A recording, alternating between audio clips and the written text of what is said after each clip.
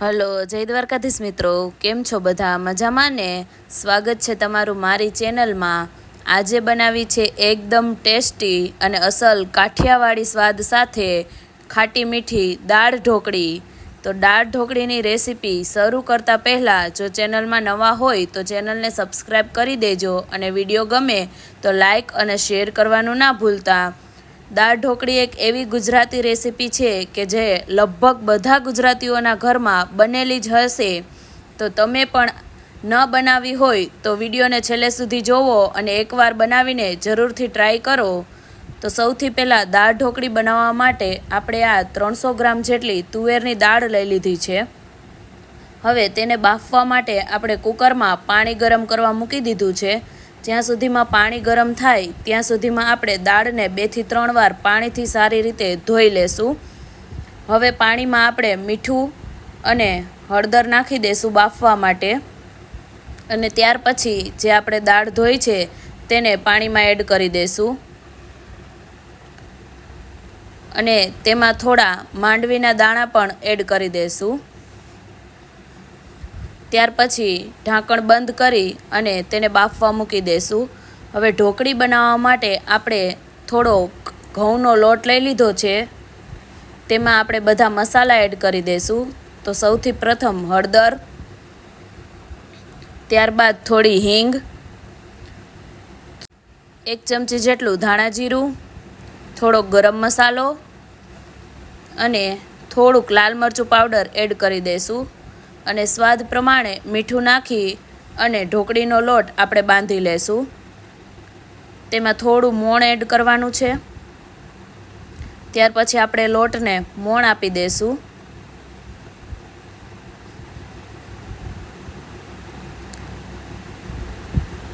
અને પછી થોડું થોડું પાણી એડ કરતા જશું અને ઢોકળીનો લોટ બાંધીને તૈયાર કરી લેશું. તમે આમાં થોડો ચણાનો લોટ એડ કરવો હોય તો પણ કરી શકો છો. અને ખાલી ઘઉંના લોટમાંથી પણ ઢોકળી બનાવી શકો છો. તો હવે આપણો ઢોકળીનો લોટ બનીને તૈયાર થઈ ગયો છે.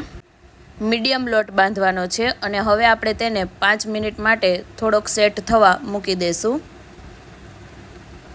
અને આપણી જે દાળ બફાઈ છે તેમાં આપણે 3 થી 4 સીટી કરી લેશું. હવે આપણા લોટમાંથી આ રીતે નાના લુવા કરી અને તેમાંથી આપણે રોટલી વણી લેશું.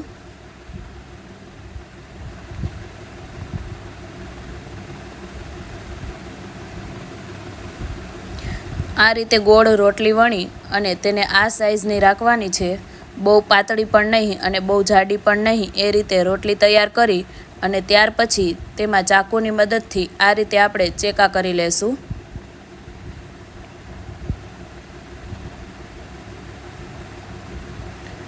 અને ઢોકળી બનાવીને તૈયાર કરી લેશું.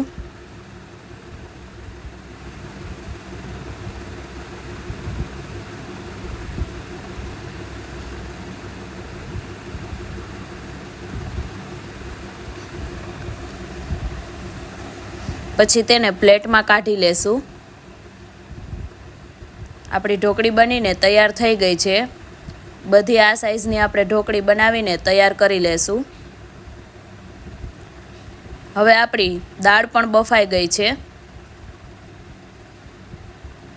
તો તેમાં આપણે ઝેરણીની મદદથી તેને ઝેરી લેશું. જો તમારે બ્લેન્ડરનો યુઝ કરવો હોય તો પણ કરી શકો છો. પણ જો તમારે બ્લેન્ડરથી દાળને ઝેરવી હોય તો પછી તમારે બાફવામાં માંડવીના દાણા નથી નાખવાના. તો તમારે અલગથી બાફવા જોશે. કેમ કે જો બ્લેન્ડર વાપરશો તો માંડવીના દાણા પણ ભૂકો થઈ જશે. હવે દાળ આપણી ઝેરાઈ જાય ત્યારબાદ તેને તરત જ આપણે ગેસ ઉપર પાછી ઉકળવા મૂકી દઈશું. અને જે ઢોકળી બનાવીને રાખી છે તે બધી ઢોકળીને આપણે એક એક કરીને દાળમાં એડ કરી દઈશું. ત્યારબાદ આપણે તેનો વઘાર કરવાનો છે. તો આપણે એક કડાઈમાં તેલ ગરમ કરવા મૂકી દીધું છે. તેલ ગરમ થાય એટલે સૌથી પહેલાં તેમાં રાઈ, પછી જીરું, થોડી હિંગ, ચપટી હળદર, ત્યારબાદ મીઠા લીમડાના થોડા પાન, અને પછી જે બધા આખા મસાલા હોય તે લઈ લીધા છે, તમાલપત્ર ને તજ ને મરચી ને લવિંગ ને એ બધું આપણે તેલમાં એડ કરી દઈશું.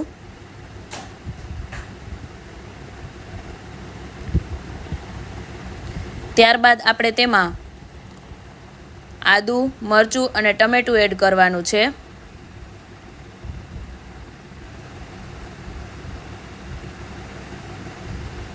તેને હલાવીને સરખી રીતે મિક્સ કરી લેશું અને વચ્ચે વચ્ચે આપણે દાળને પણ હલાવતા જશું.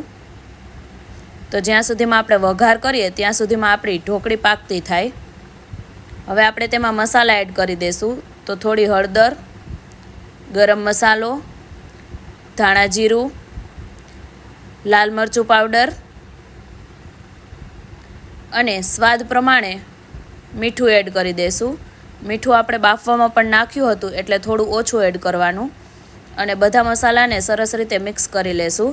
હવે આપણો વઘાર થઈ ગયો છે તો આપણે તેને દાળમાં એડ કરી દઈશું અને દાળને સરખી રીતે હલાવીને મિક્સ કરી લેશું. હવે ત્યાર પછી આપણે તેમાં ગોળ એડ કરીશું.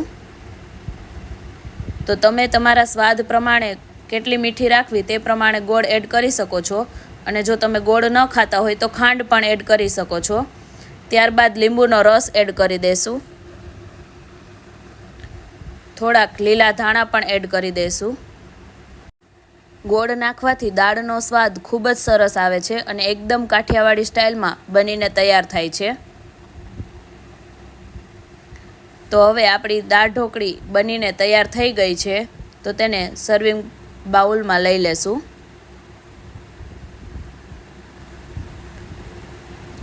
આવી અવનવી ગુજરાતી વાનગીઓના વિડીયો જોવા માટે અમારી ચેનલને સબસ્ક્રાઈબ જરૂરથી કરી દેજો અને એકવાર ચેનલની મુલાકાત અવશ્ય લેજો. અને વિડીયો ગમે તો લાઈક અને શેર કરવાનું ના ભૂલતા અને કમેન્ટ કરીને જણાવજો કે તમને રેસીપી કેવી લાગી અને તમે પણ એકવાર જરૂરથી ટ્રાય કરજો.